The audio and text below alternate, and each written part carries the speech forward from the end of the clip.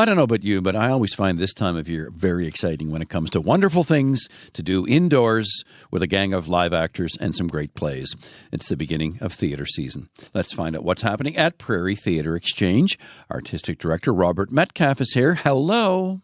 Good morning, Terry McLeod. I can hardly wait to hear about this season. The first show of our season is a piece by Beth Graham, who's a playwright from Edmonton, and it's called The Gravitational Pull of Bernice Trimble.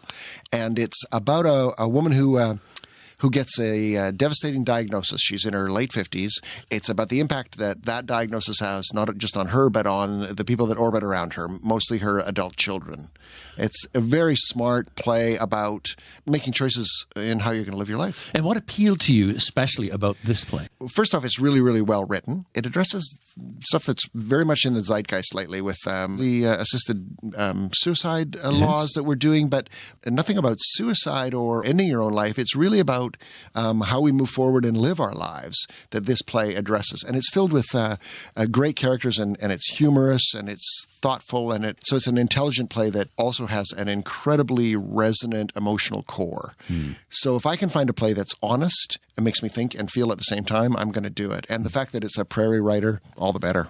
Now, you've got the gang from Mom's the Word coming back. We have a younger gang from Mom's the Word because the Mom's the Word gang are grandmas now. The play that originally was done in the early 90s when the 6 young women who had just given birth, and they were all actors, and they were supposed to create a show for a festival, but they ended up sitting around talking about parenting the whole time. And then they got to a few weeks before the show was supposed to go up, and they go, we have nothing. And then they realized they had the show. They'd been talking about it. So they created Mom's the Word, which is about the challenges and the rewards of shifting from womanhood to motherhood. What we decided to do was to update it and recast it with all actresses who are mums now, who are in their 30s, and give it another whack. And I read it. I wasn't sure because it had been a long time, and sometimes things don't hold up.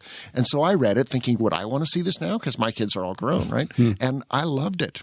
And now, courtesy of Deb Patterson, you've got Munch Busters. Deb Patterson, the tour de force playwright and performer. Yeah, what happens, Deb has been writing all our Munches for a while now. I give her a title, and she finds a narrative to string 5 Munch stories together. These are for little kids, right? Okay. Little kids up to about 12, and me. I never know what she's going to come up with as a narrative. So, for instance, I said Munchapalooza one year, and she called me up and said, do you want this to be a rock and roll show? And I said, well, yeah.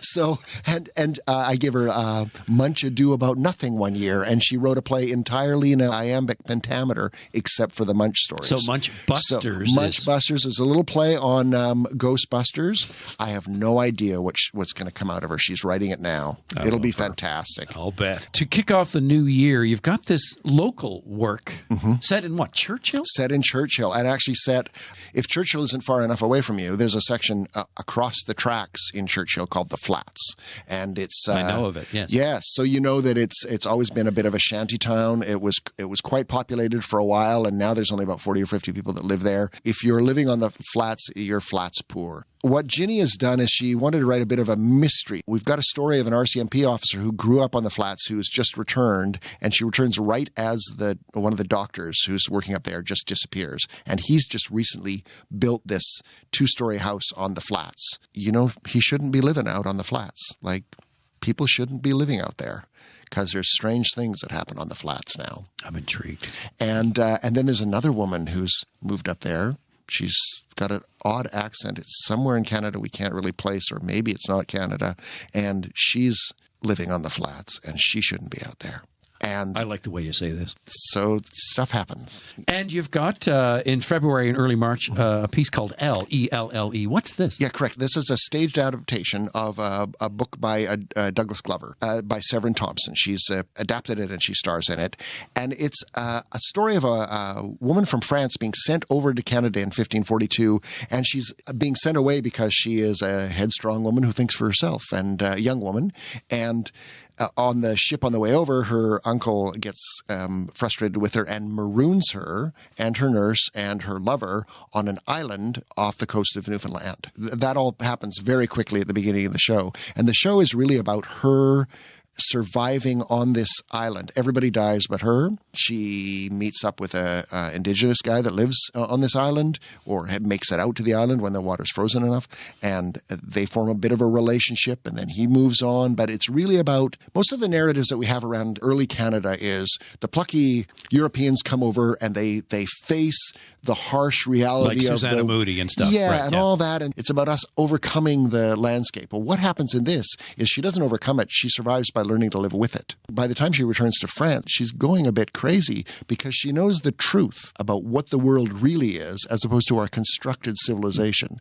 To wrap up the season, you're going to tell us all about the birds and the bees. The birds Go and ahead, the bees. Bob, tell us. Well, somebody, Terry, I've been listening to you for years, and it's about time somebody really sat you down and talked to you about the birds and the bees. This is a new play by Mark Crawford, and he's writing about the nature of love. And so what he's done is he's given us a beekeeper who has leased her farmland off to the side to a farmer who's using pesticides that may be killing her bees off.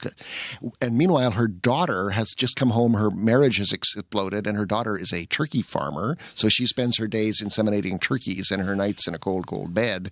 The fourth character is a young 23-year-old university student, little virgin, who's up there studying why the bees are dying off. And they all end up in a very complicated and very funny relationships. The older couple tries to do a friends with benefits, a no strings attached relationship, and the other two just kind of fall together, and they're so mismatched that it's very, very funny. I love the sound of this season. I just love it. Oh, thanks. Bob, see you at the theater. Well, and we'll see you. Okay, love it. Talk soon. Thanks, Terry. Okay, bye. Bye. Bob Metcalfe, Artistic Director of Prairie Theatre Exchange. Thank you, Bob. By the way, the Gravitational Pull of Bernice Trimble opens on Thursday, the 13th, and runs through Sunday, October 30th. Shows are at 8 p.m. Wednesday through Saturday, 7 p.m. on Tuesdays. And if you like a matinee, Saturdays at 3, Sundays at 2, no shows on Monday. Adult prices range between $25 and $50, including all taxes and fees.